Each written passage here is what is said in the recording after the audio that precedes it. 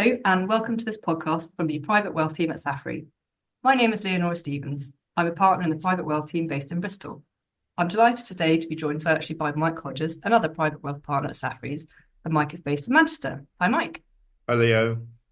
So today we are very excited that we are welcoming not one but two special guests for this podcast. We have Jenny Serridge, a director in our corporate finance team based in Manchester, and Adam Kay, a London-based tax partner in the transaction team. Welcome to you both. Hello. Hi. Hi. So today we are talking about selling your business. And this will mainly look at what you should consider if you're thinking about selling your business from both the corporate perspective and the personal tax side. Hence why we've invited Jenny to come along to cover the corporate finance aspects and Adam to focus on the personal tax issues. We will also cover a few practical points that you should keep in mind if you are considering selling your business. So, I think we could all talk about this topic for hours, but this podcast, we want to keep it short and and useful. And so we'll cover a few key areas that you should think about and also give you a feel of how we at Safri's can help you if you're thinking about sale. So good place to start. First question, what would be your top tip to a person thinking about selling their business? Jenny, would you like to start? Yeah, thank you. So my top tip would be to give yourself plenty of time to think about what it is that you're trying to achieve and why you want to sell your business. So is this sale to enable you to retire? Is it a stepping stone to what you want to do next? Do you want to still be involved in the business, or do you want to completely step back? How much do you need to sell the business for? Things like this will have an impact on when you want to sell your business and also the options available to you. So would you be selling to private equity? Would you be selling to another corporate who is wanting to make strategic acquisitions? Thinking about these plenty of time in advance makes the process a lot easier. Adam, what would your top tip be from the personal tax side?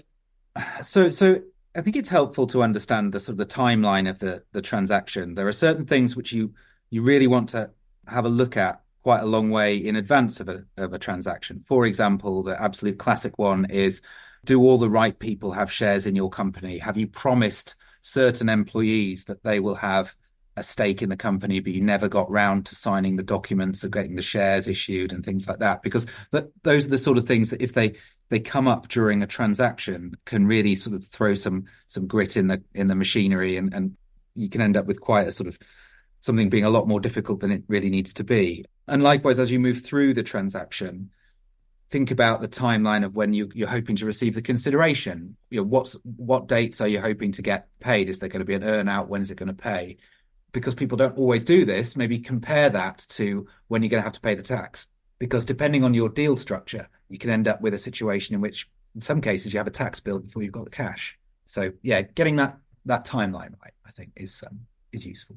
And Mike, have you got a top tip? I'm going to echo something that Jenny said, which is start with what you want to achieve, and in particular, start with the number that suits you. Because I'm always saying to clients that the business should be serving you and not the other way around. You shouldn't be serving the business. And I think back, I like a good story, Leo. I think back to a client of mine, and I could tell you he completed his transaction on the 31st of March 2008. We'd had dinner the previous autumn, and he was very excited at the prospect of selling. But he said, will it be enough? And I said, well, how much money are you thinking you're selling for? And he gave me the figure. His big four advisors were saying, well, no, run it for another 4 or 5 years and you could make 5 times that. And I said, yes, but the money you could make, would that sort you out? Long story short, he said, yes, he sold at that figure. He was then able to spend time, because it was a business based in the Northwest. He lived in London. He was able to spend time with his 3 boys in London, so he will know who he is. I don't think he'll mind. And he's messaged me when he's at coaching at Lord's Cricket Ground with one of his sons. So he bought that lifestyle because he had enough money from the deal he had.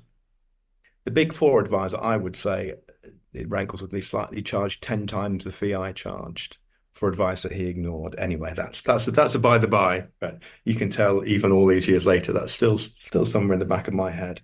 I hope he's listening. And the final thing, again echoing what Adam said, don't forget the tax bill. Yeah, exactly. And I think also with, something that we've spoken about before is about when you're looking at that figure as to what they actually want, is getting a financial advisor in, look at cash flow modeling. Yes. They might say, well, I think I'd like to sell it for this amount to see me out, when actually they might not need that much. And they, as you say, they could get the lifestyle now and still have a very happy life. Yeah, absolutely. Of course. And Adam, when it comes to the tax, obviously you've got pre-sale planning and sort of business asset disposal relief where people can currently benefit from 10% tax on up to £1 million of gains. Are there any other ways that you can mitigate the tax? Yeah, it's tricky, isn't it? There used to be quite a lot of stuff you could do pre-sale, but these days, our options are somewhat limited. I should also say we're recording this in August, and we've got a budget on the 30th of October. So if you're listening to this in after that, then please do speak to your Safri partner. So if you're listening to this after the budget, please do have a think about whether that's correct. But typically, there's a couple of things you want to be thinking about before the transaction. One of which is if you want to do a family trust, it is much, much more easier to do it pre-transaction than after. Before the transaction, you have shares in an unquoted trading company, which are probably hopefully going to be exempt from inheritance tax. And so you can, if you wanted to put some money on trust for future generations to set up dynastic family trust, you can do that without paying inheritance tax. The second you have sold your business and you've received cash and an earn out or whatever it is, you can't do it anymore. So that is a thing which if you want to do it, you should at least have a serious thought about it before the transaction. Aside from that, it's really worth checking that the tax treatment you think you're going to get will apply. So business asset disposal relief is a hugely complicated relief out of all proportion to the level of tax saving you can get, because it was created when you could get £1 million each in tax saving. It's now 100 grand. But make sure that if you're exiting the business as part of the sale, you're not going to do so in a way which will jeopardize the relief. Make sure that if you have shares owned by family members, they also qualify for business asset disposal relief. And if they don't, and you know that you're going to go to the transaction in the next couple of years, do something now to make sure that everybody qualifies. So if you've got hoping to get investor relief, for example, that's a complicated tax relief. It's not always looked at very carefully. Make sure that you're going to qualify if you think that you're going to benefit from that. There are still our clients who go non-res to mitigate capital gains tax. There might be a lot more of them in November, depending on what Rachel Reeves has for us in the budget. Think about where you're going to go. Think about what's going to happen if you don't sell. You may wish to pilot the non-residents. So you start off in a place with a low tax rate, and then you move from there to somewhere where you feel more comfortable. Think about whether or not you're still going to be able to act as a director of your company effectively if you're going to go non-resident prior to a sale. There's quite a lot to unpack there, but it still does work. But I suppose also there's the practical considerations of, it's great to move offshore again, a bit like what Mike was saying, it's great to save the tax, but if it means you can only come to the UK for a certain number of days a year, your wife's here, your kids are here, but you save money. Yeah, where non-residence planning goes wrong is not usually the tax, it's usually the lifestyle. It is usually your family member gets sick and you have to come back, or your children don't like it, or your spouse or partner misses a family member. It's those sorts of family things, and so the tax can all be very clever, but it may not work for your family. Well, as I think we all say often, it's don't let the tax tail wag the dog. Obviously, we're thinking about the net proceeds on sale, whether you've got a large CGT bill to pay or you've had good planning and have mitigated it effectively. It all rests upon the valuation. And so, Jenny, this is an area where I believe you can help. Would you like to talk a bit more in detail about the valuation aspect? Yeah, so there are lots of different ways to value a business. Some of them are more common than others. So typically we would see a business valued on its EBITDA or potentially its net assets, dependent on the type of business. It's really important to consider your valuation at an early stage because, as Mike was saying earlier, you may have a figure in your head and think, right, this is the proceeds that I need to achieve. by understanding the valuation, that will drive the timetable of or potentially drive the timetable of your process. It may be, if you find out that the valuation gets you close to what you think you want to achieve, you may be able to sell sooner rather than later. So within our team, we can offer valuation services from a very high level desktop valuation right the way through to something a lot more detailed. The other thing that needs to be considered is the amount that you will actually receive from the transaction might not be equal to that valuation figure because of various deal adjustments. And again, this is why it's really important to start linking in with an advisor as soon as possible to avoid potentially being stung by some of these amounts, and also to educate you about the deal process. And from a more general sort of corporate finance perspective, can you summarize how your team could help a person who's thinking about selling? What would be sort of not your elevator pitch, but what would be your kind of the key areas that you would say are the bits that you can help on? So within our team, we can offer a full range of sell-side transaction advisory services. So we don't do the typical lead advisor role, but we will do all of the ancillary things around that. So that can go from, as we've just touched on, the valuation. We can also sort of almost like a hand-holding exercise. So we would call that vendor assistance. And again, what that comprises is very much a case of whatever our client needs. So that can range from a very high level look at the finances and looking at the financial records of the business. If somebody is buying your business, they're probably going to want to scrutinize the books and the numbers to some degree. So making sure that the information that you've got will get through that process. We can then take it a slight step further and almost do a dry run due diligence exercise. So that would be a case of us going through and asking the sort of questions that somebody buying the business would be asking. So that can flag any potential issues and mean that you can position them with a buyer. So you're aware of them before the buyer knows about it. You can then position that in a more favourable way to yourself, or you can use it as a sort of knowledge at the back of your mind to sort of shape negotiations of, okay, well, yes, we'd be willing to concede on this, but no, that's a hard line. We can then also help once you have identified a buyer and there is an initial agreement, which we would typically hear called like the heads of terms, or you might hear things referred to as an offer letter or a letter of intent. This is a generally non-legally binding document that will summarise the key terms of the deal. So we can help you look at those. We can also go along with you throughout the process, look at your SPA, which is essentially the sale contract, feed into that and make sure that things are working in your favour as far as possible. And throughout all of this, we link in with our tax colleagues because I am not a tax specialist. Well, that feeds very nicely into Adam. What are the sort of the traps or things that you would be looking out for as part of the process?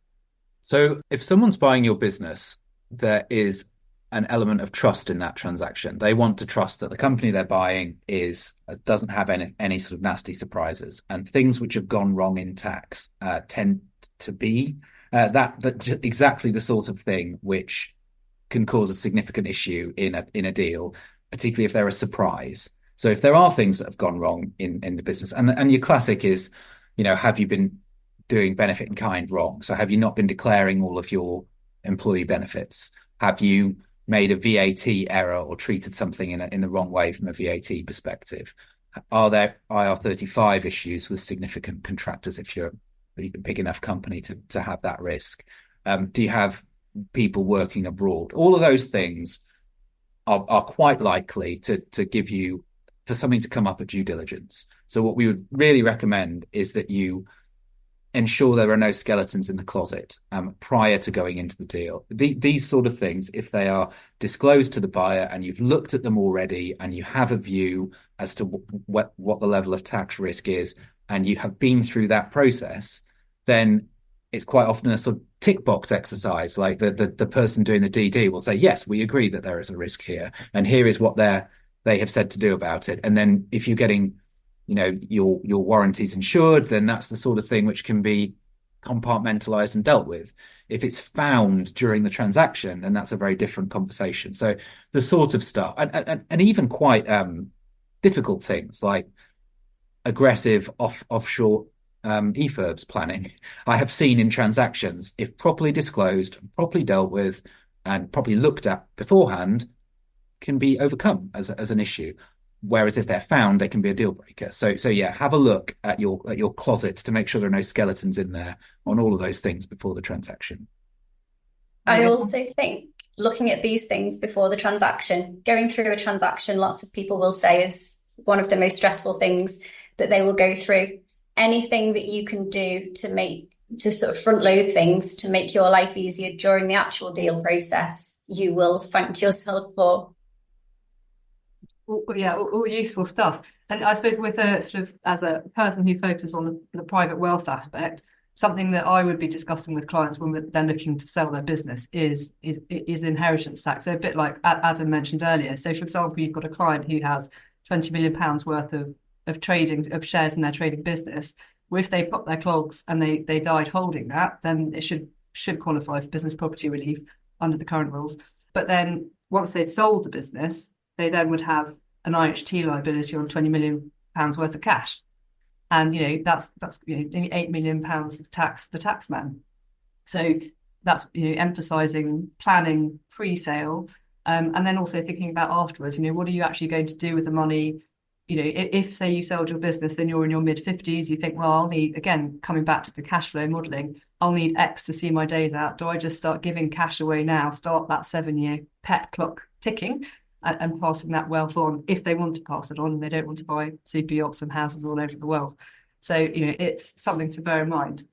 Adam, yeah, I think if we do get a rise in capital gains tax rates in the budget, I think a lot of people are going to be looking at family company planning a lot more than they are already. I think it's the sort of thing where at the minute, 20% CGT versus 25% corporation tax, not super attractive. But if you're paying capital gains tax at 45, if that's what happens, I think clients are really going to be interested in looking at that sort of stuff going forward. I think investment companies are still of relevance to clients where, for example, I mean, you'd often see a family investment company would be set up post-sale where you have a liquidity event and then obviously they loan the money in. And then it's quite, it's a lot of people still don't really trust trusts. They don't really get it because there's that sort of, it feels more complicated. Whereas you've got an investment company, it's just a company. They're used to it, aren't they? They've run a business. They're used to a company. But I think we may end up in a world of pre-sale fixed. So holding trading company shares in another company is, going forward. But let's see. Yeah, let's see. Gazing into that crystal ball. And Mike, do you have any other key considerations to think about when selling your business?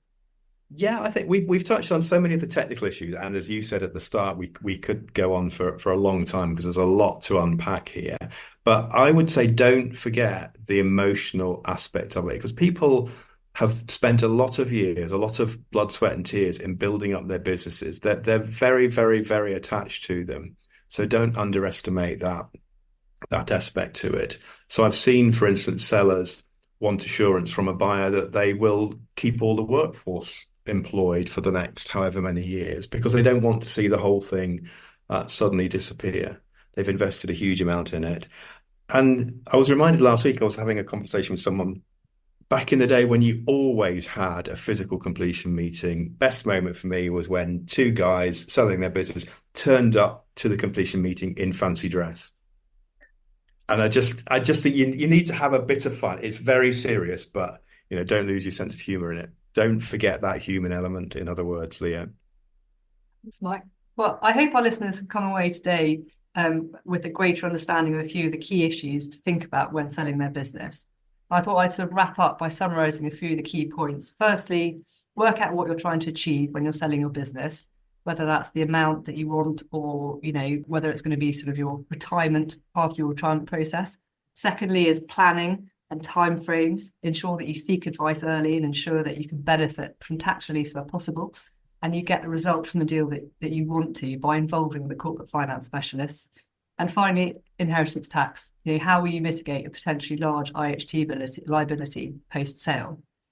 So I would like to say thank you very much to Jenny, Adam and Mike for joining me today for what's been a very interesting discussion.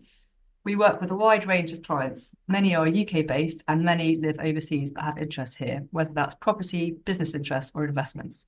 We advise individuals and families on how best to safeguard, maintain and enhance their wealth and on the most appropriate methods of passing on that wealth to the next generation. We also help people comply with the tax laws in the UK, which can be complex. If you'd like to find out more about the services we can offer at Safri, please visit our website at www.safri.com. However, it's important for me to stress that if you're considering any of the topics discussed today, you must always take professional advice based on your individual circumstances. Thank you for listening.